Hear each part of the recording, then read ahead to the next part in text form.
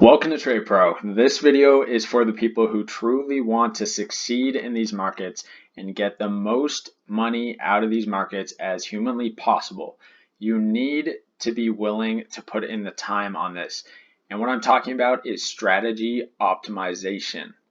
I'm going to talk about the tactics you can employ onto any strategy to make it optimized and make it resilient, make it versatile. So what I'm talking about is taking any of the simple strategies I've shown on the channel in their very most basic form, tested them 100 times without much thought to any parts of the strategy. I just throw it together and I test it.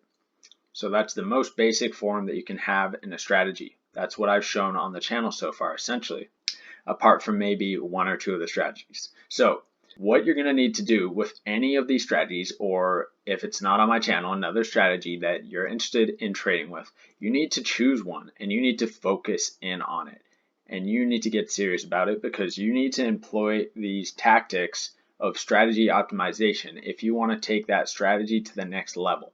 A lot of the strategies I've shown on this channel, if you take them to all the different currency pairs, different markets, cryptocurrency market or stock market, it's not going to perform the same way that it did on your initial 100 tests. So if I tested a strategy on euro dollar, maybe it got a 50% win rate, whatever, gain on account, 50% gain on account.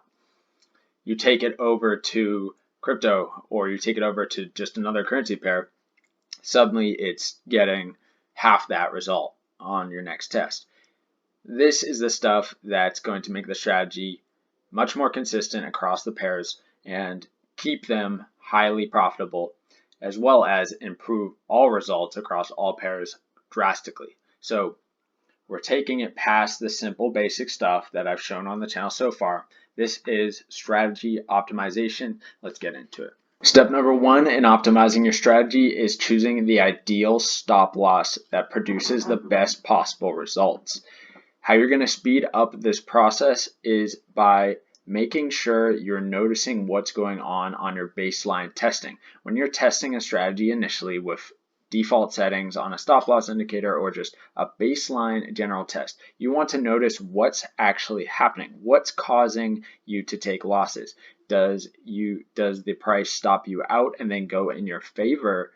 Meaning you probably just need to widen the stop loss. What's actually happening? So notice what is actually going wrong so that when you get to optimizing your stop loss placement, you have kind of a direction to go. You can increase the numbers on your stop loss indicator or go higher on your ATR value and see what is going to produce the best possible results for your strategy. I like to use things that are not subjective, so that's why I have up a stop loss indicator and the ATR. Because it's rigid, not subjective, all you need to do is multiply the value of the ATR by different numbers and try those stop losses, or just plug in different numbers into the stop loss indicator and find what works best.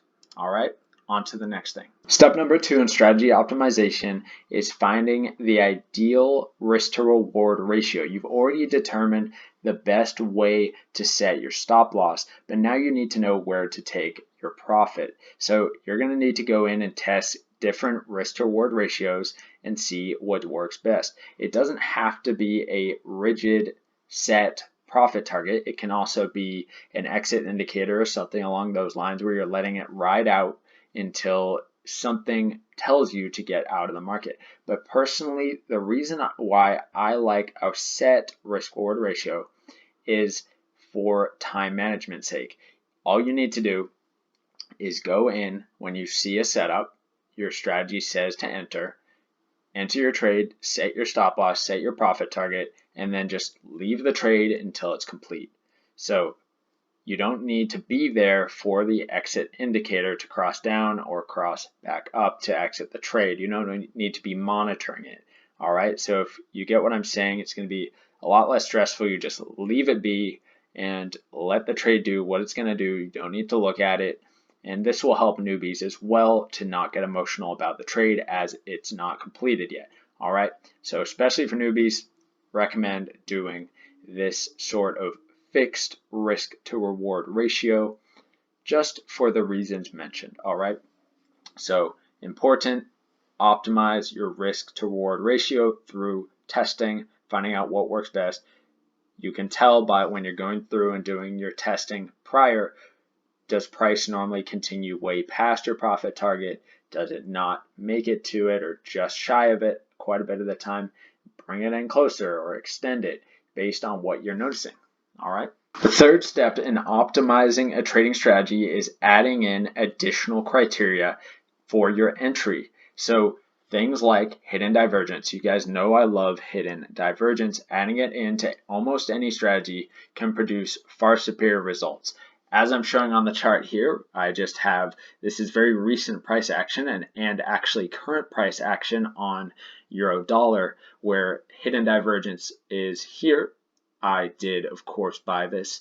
And then we have another example of hidden divergence that's currently in play. The markets are closed right now, but I'll be checking this out as soon as the markets do open on Sunday afternoon. If I get a buy signal by my strategy's terms, I will be looking to enter this trade, but it doesn't mean this can't just keep dropping. Everything else needs to be there as well. This can't be a standalone. This is something to add into your strategy, and this is an example of an additional criteria you can add into your strategy to produce far better results.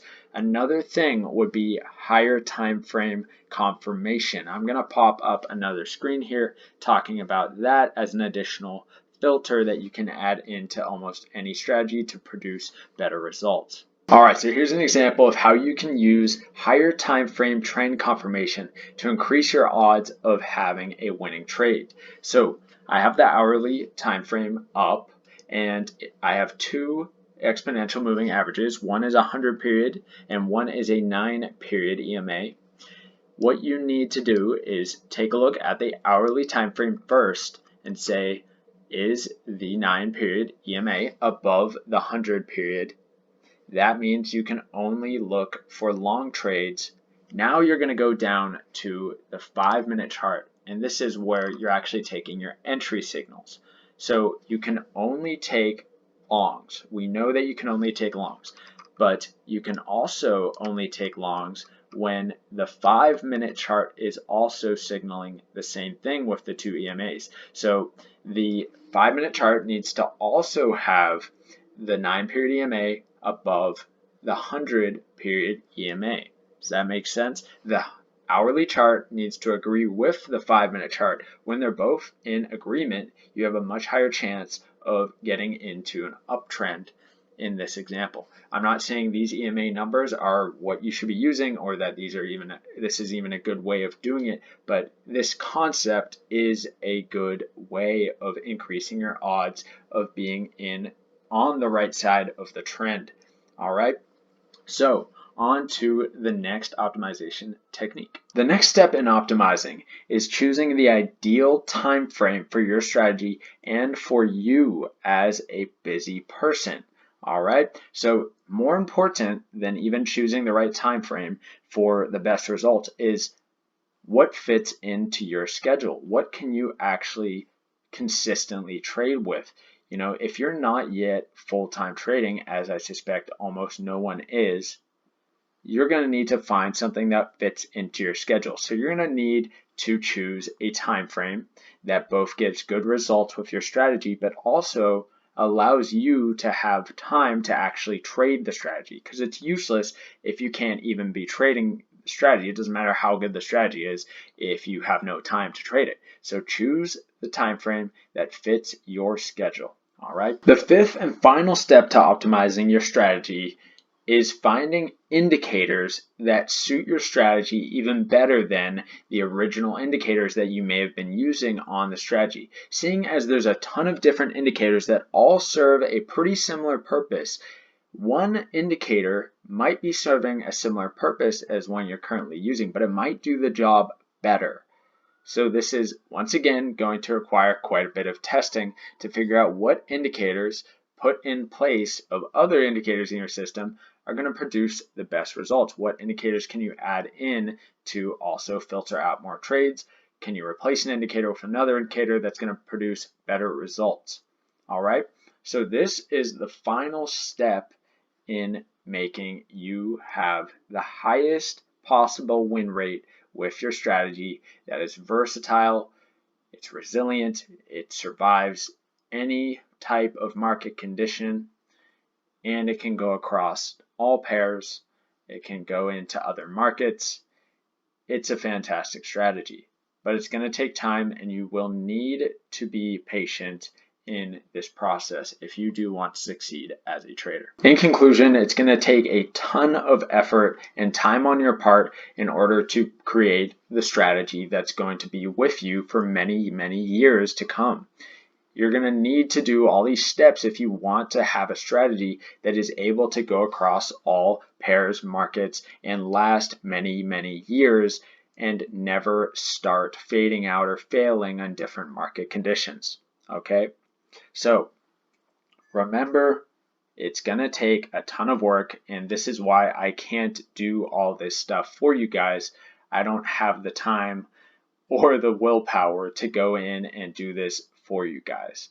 I've already done this for myself, and I think I'm doing a lot just by sharing all the steps that you need to take if you do want to be successful in the long run as a trader. Remember, the other people out there who are successful long-term traders, who are profitable, who are doing this for a living, they've put in this work to succeed. If you're not willing to do it, there's no shortcuts. You are going to fail, you're going to fade out, and 10 years from now, you're not going to be trading. Or if you want to just keep gambling and you're a gambling addict, sure, you can do that for 10 years if you have some source of income bringing you that money. But that's not what we're here for. At least that's not what I'm here for. And I hope that some of you out there take this advice and really are willing to put in the work and see how great your results can be when you are willing to do all of these steps. All right. So I think that's it for this optimization video. A lot of people have requested this sort of thing, so I thought I'd make this video and also explain kind of why I'm not able to do this stuff for you guys. This stuff takes a very long time to go in and test, and I think it's much more important that you do it, because if you're not willing to do it yourself, you're never going to succeed anyway, even if I did it for you. All right, so that's the conclusion. Good luck trading out there, guys. Thanks for watching.